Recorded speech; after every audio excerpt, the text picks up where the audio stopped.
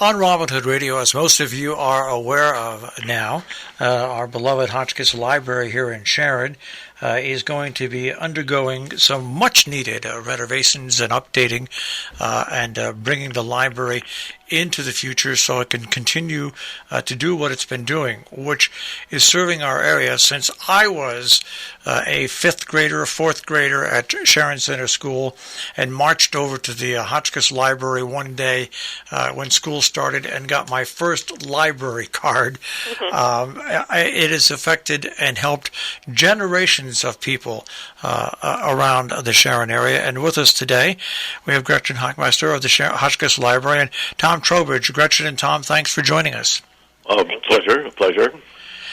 And I guess we could start off in the place that you had the groundbreaking ceremonies for everything that's going to happen, and then you released the information about your fundraising efforts. And I guess, Tom, I'll start off with you. As this has developed, talk a little bit about how this all started and developed and worked to where you're at the place you are now. Okay, Marshall, thanks. Well, I can go back very far, but we had a bunch of studies and a strategic plan, all of which pointed to, as you mentioned, the need to upgrade the library, and in particular, make it accessible to everyone. And we did a feasibility study to determine if the money was out there, and that involved talking to potential donors, not asking for money, but to see if they would support the project and the extent to which they would. And that came in very, very positive. And so we decided to launch a capital campaign, and the campaign is headed by Lorna Edmondson, who was a college president and is a real pro. She is leading this effort. She has a cabinet working with her, but she is guiding it, and we have the help, too, the consultant Sharon Donosky, who has done umpteen of these things and tells us just what to do.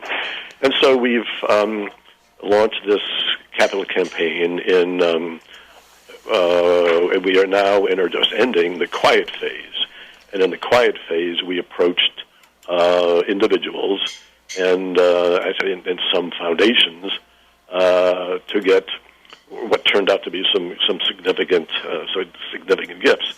And as you said, that all, I guess the initial goal was like 1.25. Well, we leapfrogged that in no time at all, and are now, as you said, at 2.7.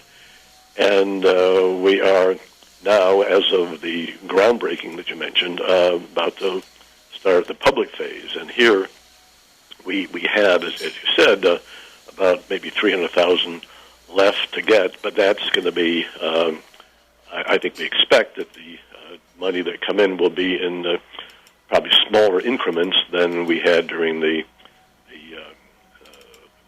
quiet phase. But this is terribly important because we want to get the whole town involved in this. We want to get businesses to participate. We want to get the town to participate. And the whole community, and not just these individual donors who so far have been so generous. So that's kind of where we are, and the gap we have, as I mentioned, is 300,000, and it compared with what we've raised so far, that isn't so much. But I think it's going to take a lot of work to close that gap, and we're prepared to do it, of course. I think it's one of those things that you don't need to hammer people, but the more information and the more updates and the more people find out about the library. And Gretchen, you can talk about some of the benefits that are going to come out of this, not only for the library itself, but the true benefits that are going to go to the people who use the library. Absolutely, Marshall. We are here for everybody, and as you know, and with the exception of making copies or printing something out on our machine, everything we provide is free of charge for people. all the books, all the downloadable resources that were so valuable during the onset of the pandemic, all of our programming, both in person, which we hope to get back to soon, and all of the virtual programming that we've done during the pandemic, which has reached a much wider audience beyond the borders of Sharon, which has been great. So we hope that everybody in town will participate in our campaign. Every gift is appreciated, no matter the size, and there's so many ways to give. People can stop by the library and pick up a brochure. They can go to our website, HotchkissLibraryofSharon.org, and there are various pages. There are pages that have photographs and plans of our project. There's even a really cool sort of flyover image, computer animated, of what the building will look like from the outside, which is really fun to see. And there's also a dedicated capital campaign donation page, so donations can be made online, and people can purchase pavers in this portion of our campaign. So for at various price levels, you can purchase a paving brick and have it engraved in memory or in honor of somebody or something in town, and that will be incorporated into the terrace in front of our new handicapped accessible entrance. You can also pledge a gift over a number of years, up to 5 years, and give a little bit each year. And if people are curious to find out more, in the next couple of months we'll be announcing various dates where we'll open the old library on the green for tours and show people our plans in the library. And we also will be having some more Zoom receptions online for people, some info sessions where we'll show people the plans and answer questions. You know, this just is such an exciting time for the library, and of course it comes, yes, during a pandemic, but I think it's such an exciting time not only for the library, but for the town as a whole, because what we have found, and especially during the pandemic, and you can both comment on this if you want. We all know the importance of the library. The library brings the world to you, not just books, but the world in general. And when people were locked up for a year and a half, the libraries, I think, what you have done has just been spectacular in keeping people involved in learning and education, understanding, and seeking things out. Actually, if I could interject, you're absolutely right. And one of the things it did was I think it brought some of our patrons kind of kicking and screaming into the technological 21st century. They learned how to download movies and access some of our online programs, and so it was kind of a force-fed education that I think they are now grateful for. Yeah, we all learned a lot. The staff and we learned to use lots of new technologies that we weren't familiar with as well. So it's been a great experience. We've also collaborated with other community organizations like the Historical Society and the Playhouse and Audubon, and also other area libraries co-sponsoring programs. We've been working together to bring in, internationally known authors and experts on various subjects for group presentations. So it's been really wonderful. We're speaking once again with Gretchen Hachmeister and Tom Trowbridge. We're talking about the Hotchkiss Library in Sharon, which is entering this exciting period. I hearken back to several years ago, many years ago, when the idea of first adding some upgrades to the library came about, and it wasn't well received. And I remembered back then, many years ago, that I was very surprised at that. But so I guess I should credit you, Tom, and everybody else at the library, because obviously what you have presented now has just been incredibly well received by everybody. Well, yeah, you're absolutely right, and I think that plan really was kind of went down in flames in 2008 for a number of reasons. But I think this time what we have going for us are a few things. First of all, we have a fabulous team. I mentioned Lorna doing the capital campaign.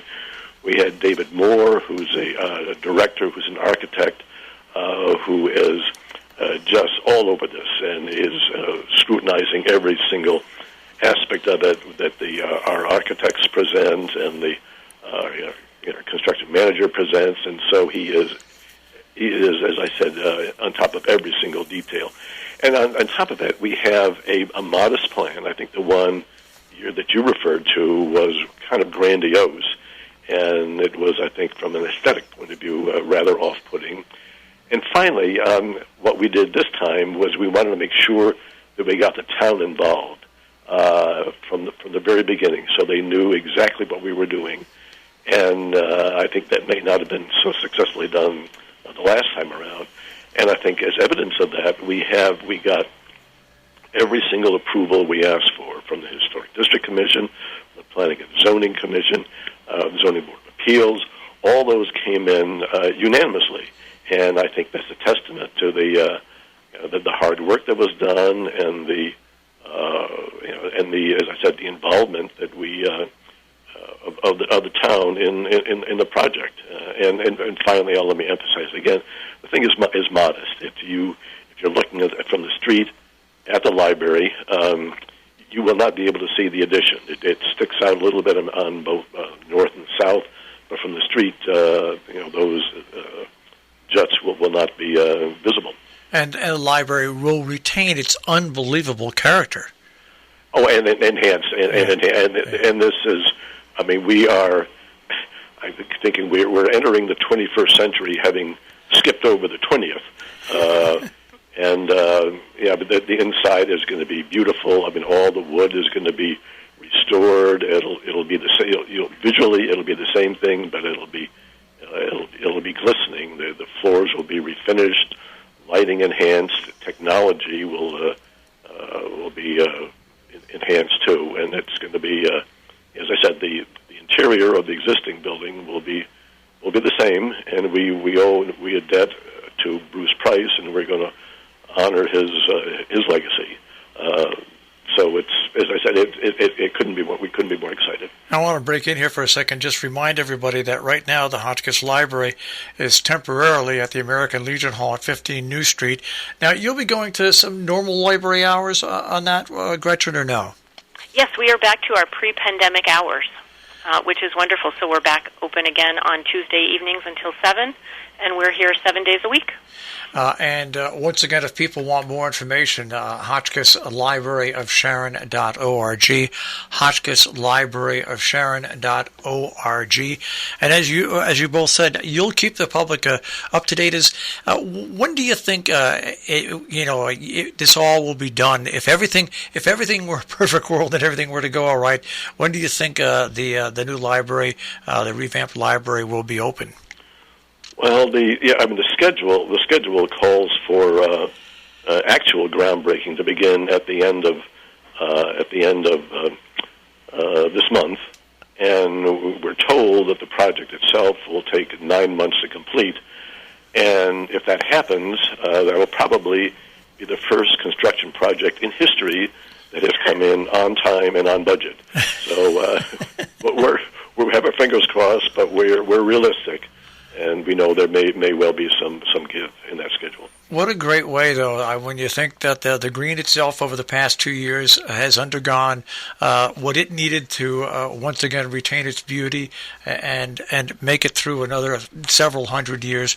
And now on top of that, when this is all finished, the library at the south end of the green is just going to be a jewel right next to the Sharon Historical Society. Well, we're proud and excited. We really are. Yeah. Well, once again, people can get more information, Hotchkiss Library of Sharon.org. Also, like you say, if you go to RobinHoodRadio.com, click on demand, the interview section, and you go to this interview, we'll have lots of different links, and that'll keep you all aware of what's going on.